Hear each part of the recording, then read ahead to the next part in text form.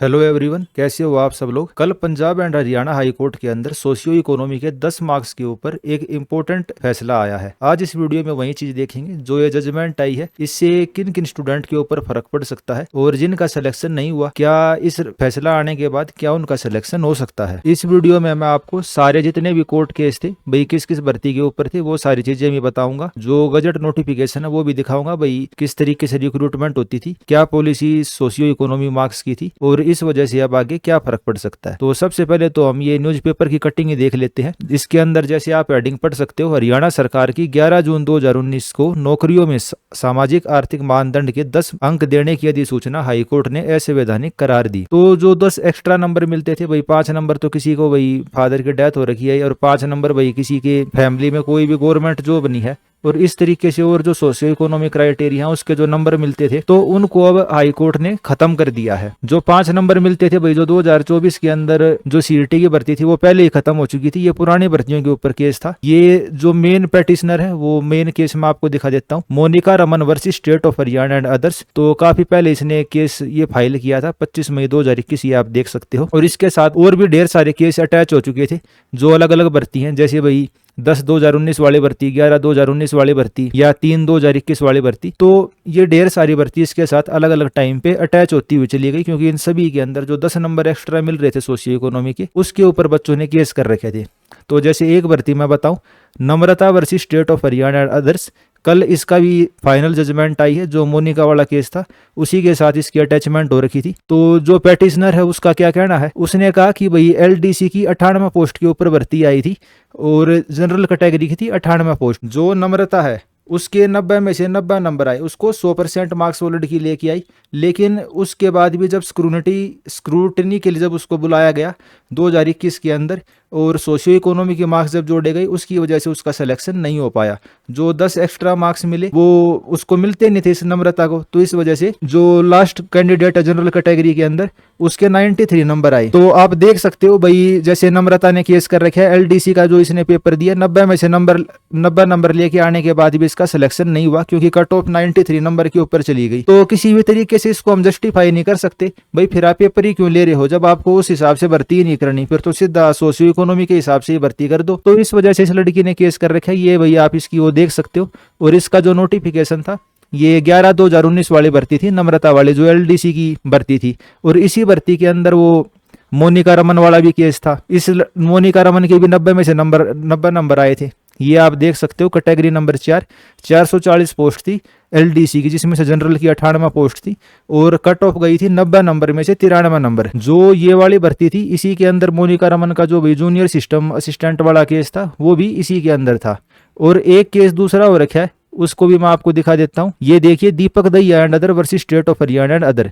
इसने किस चीज के ऊपर केस किया था, इसका भी जो फाइनल जजमेंट है वो कल ही आई है। 400 पोस्ट थी सब इंस्पेक्टर की मेल की, जिनमें से केवल 22 कैंडिडेट ऐसे थे जिन्होंने सोशियो इकोनॉमी का बेनिफिट नहीं लिया और उनका सिलेक्शन हुआ। तो 400 में से केवल 22 बच्चे ऐसे थे जिनका बिना सोशियो इकोनॉमी के सिलेक्शन हुआ और भाई जो दीपक दहिया है उसका सिलेक्शन हो नहीं पाया। तो इस वजह से इसने हाई कोर्ट का रास्ता भाई वो जाना पड़ा इसको। और जो भर्ती है एडवर्टीजमेंट नंबर 3/2021 थी, ये आप अपनी स्क्रीन के ऊपर देख सकते हैं। तो इसी तरीके से जो अलग अलग भाई भर्ती थी जिसके अंदर ये सोशियो इकोनॉमी के 10 मार्क्स मिल रहे थे, इस वजह से ज्यादातर बच्चों का सिलेक्शन नहीं हो पा रहा था। तो जैसे कि भाई इसके अंदर भी लिखा हुआ जो फीमेल कांस्टेबल थी उसकी 1100 पोस्ट थी। और ये देखिए आप सब इंस्पेक्टर फीमेल, जिसके अंदर 65 पोस्ट एडवर्टीजमेंट की गई थी, जिनमें से केवल 3 कैंडिडेट ऐसों का सिलेक्शन हुआ जिन्होंने किसी भी सोशियो इकोनॉमिक क्राइटेरिया का बेनिफिट नहीं लिया था। तो इस वजह से इन सभी बच्चों ने हाई कोर्ट का दरवाजा खटखटाया और वहां पे कल इसकी फाइनल जजमेंट आई है, जो कि आप ये देख सकते हैं कि भाई हाई कोर्ट ने इसको असंवैधानिक करार दिया है, ये अनकॉन्स्टिट्यूशनल है। ये आप दूसरे न्यूज़पेपर की कटिंग देख सकते हैं भाई, सामाजिक आर्थिक मानदंड के 10 अंक से नियुक्ति पाए कर्मचारियों की जाएगी नौकरी।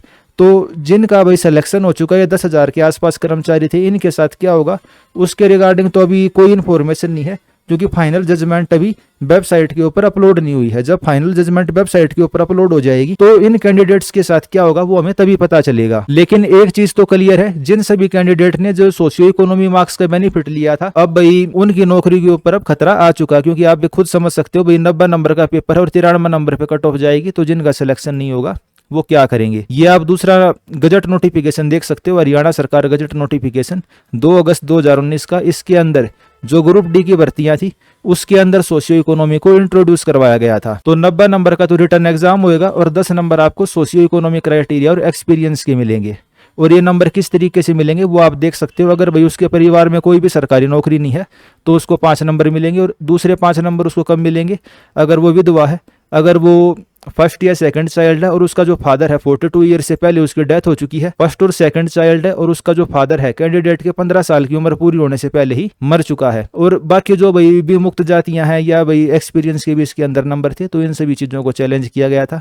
और ये 11 जून 2019 की आप अधिसूचना देख सकते हो, जिसके आधार पर 11/2019 और 10/2019 वाली भर्तियां करी गई थी। इसके अंदर भी सोशियो इकोनॉमी का सेम क्राइटेरिया था।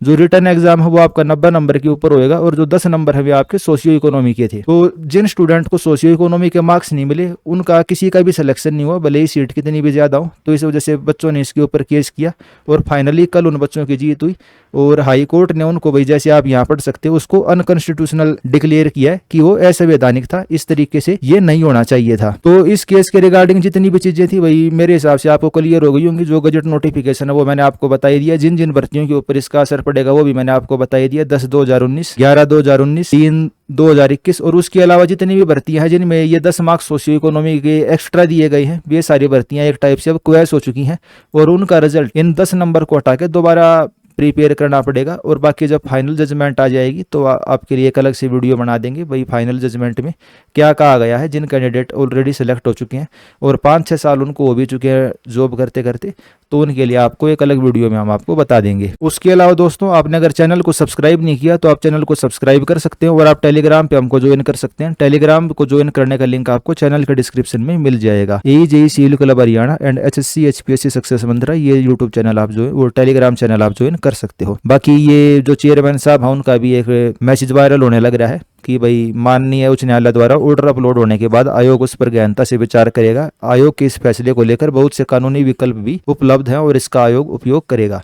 तो अभी देखने वाली बात है भाई फाइनल जजमेंट में क्या लिखा जाएगा और HSSC इस चीज के ऊपर क्या फैसला लेगी। इसके रिगार्डिंग जितनी भी चीज थी भाई, जो मेन केस था वो मैंने आपको बता ही दिया भाई, junior system engineer electrical Monika Raman वाला केस था भाई। ये दूसरा केस इसने नम्रता ने कर रखा है, दीपक दहिया ने कर रखा है, जो सब इंस्पेक्टर वाली भर्ती है। नम्रता का केस देख सकते हो आप LDCO के ऊपर।